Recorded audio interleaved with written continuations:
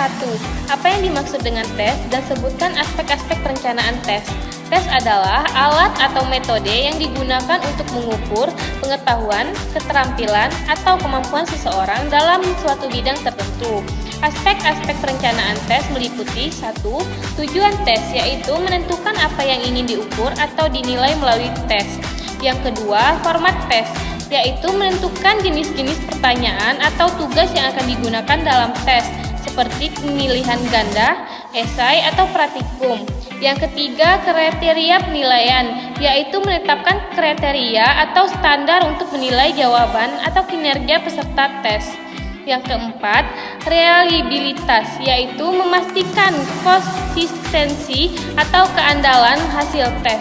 Yang kelima, validitas, yaitu memastikan tes benar-benar mengukur apa yang dimaksud untuk tujuan diukur. 2.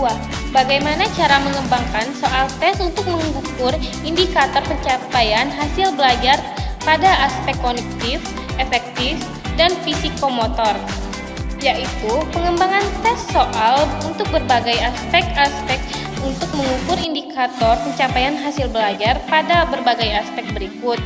1. Aspek kognitif, yaitu buatlah soal-soal yang mengukur pengetahuan, pemahaman, analisis, sintesis, dan evaluasi. Contohnya, soal pilihan ganda untuk mengukur pemahaman konsep atau soal esai untuk mengukur kemampuan analisis. Yang kedua, aspek efektif. Buatlah situasi atau skenario yang menuntut peserta untuk menunjukkan sikap, nilai, atau perasaan tertentu. Contohnya, tugas proyek untuk mengukur kreativitas atau diskusi kelompok untuk mengukur kerjasama. Yang ketiga, aspek psikomotor, yaitu buatlah tugas atau aktivitas yang mengharuskan peserta untuk melakukan sesuatu dengan tangan atau tubuh. Contohnya, ujian praktikum untuk mengukur keterampilan laboratorium atau simulasi untuk mengukur keterampilan komunikasi. 3. Apakah ciri-ciri butir soal tes disebut baik? Jelaskan. Ciri-ciri butir soal tes yang baik. 1. Jelas dan tepat. Butir soal harus jelas dalam pertanyaan atau tugas yang diberikan dan sesuai dengan tujuan tes. Yang kedua, relevan. Butir soal tes harus relevan dengan materi atau topik yang diajarkan dan sesuai dengan indikator pencapaian hasil belajar yang ingin diukur. Yang ketiga, fair atau adil. Butir soal harus tidak memihak atau diskriminatif terhadap peserta tes dari berbagai latar belakang. Yang keempat, mengukur dengan tepat. Butir soal harus dapat mengukur secara akurat pengetahuan, keterampilan, atau kemampuan yang dimaksud. 5. Dapat dipercaya. Butir soal harus dapat diandalkan dalam memberikan informasi yang konsisten tentang kemampuan peserta. 4. Jelaskan 3 definisi evaluasi menurut para ahli, serta sumber, nama penulis, tahun, judul, dan penerbit. 1. Michel Schriven, 1991.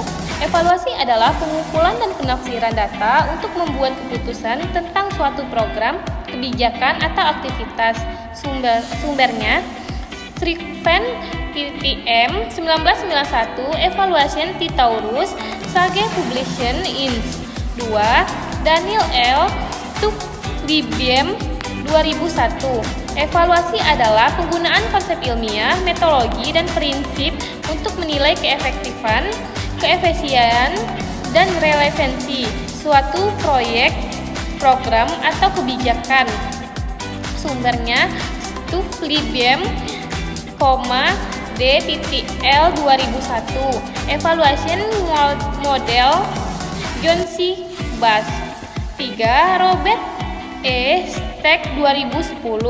Evaluasi adalah suatu proses yang sistematis dan holistik untuk memahami kompleksitas program atau kegiatan, termasuk pengaruh serta memberikan informasi untuk pengambilan keputusan.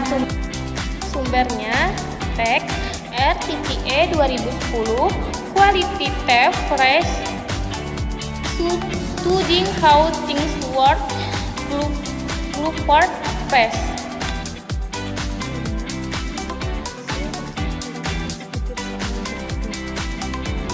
Untuk menjawab hasil dari validitas butir soal berikut, yaitu kita tentukan dulu rumusnya. P sama dengan B per GS. B yaitu benar, GS jumlah siswa. Kemudian kita tahu dulu kategorinya. Indeks kesukarannya yaitu 0,00 hingga 0,30, soalnya sukar. 0,31 hingga 0,70, soalnya sedang. 0,71 hingga 10, soalnya mudah. Baiklah, butir soal di bawah ini mempunyai 10 soal dan jumlah siswanya 15. Soal pertama diketahui, yaitu B sama dengan 11, GS-nya sama dengan 15. Jawabannya P sama dengan B per GS, yaitu 11 per 15, hasilnya 0,73. Jadi, soal nomor 1 dikategorikan soal mudah atau valid. Soal yang kedua, diketahui B-nya 11, GS-nya 15.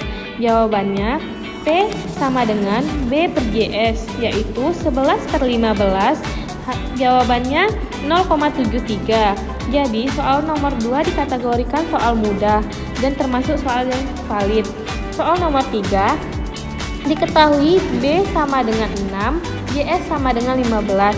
Jawabannya P sama dengan B per GS, yaitu 6 per 15 sama dengan 0,4. Jadi, soal nomor 3 dikategorikan soal sukar atau soal yang tidak valid. Soal nomor 4 yaitu diketahui B-nya 13, GS-nya 15. Jadi jawabannya P sama dengan B per GS atau 13 per 15, yaitu jawabannya 0,86. Jadi soal nomor 4 dikategorikan soal yang mudah atau valid. Selanjutnya soal nomor 5 diketahui B-nya 9, GS-nya 15. Jawabannya P sama dengan B per GS atau 9 per 15, yaitu hasilnya 0,6. Jadi soal nomor 5 dikategorikan soal yang sukar atau tidak valid.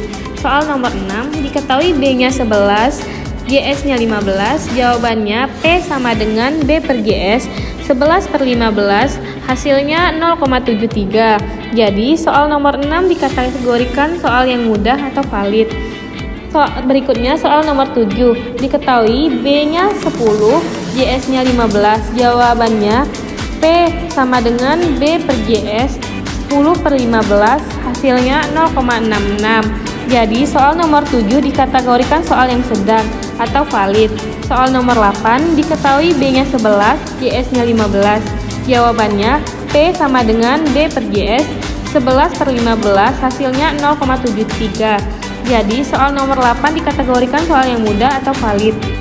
Selanjutnya soal nomor 9 diketahui B-nya 10, GS-nya 15. Jawabannya P sama dengan B per GS, 10 per 15 sama dengan hasilnya 0,66. Jadi soal nomor 9 dikatakan kategori soal yang sedang atau valid.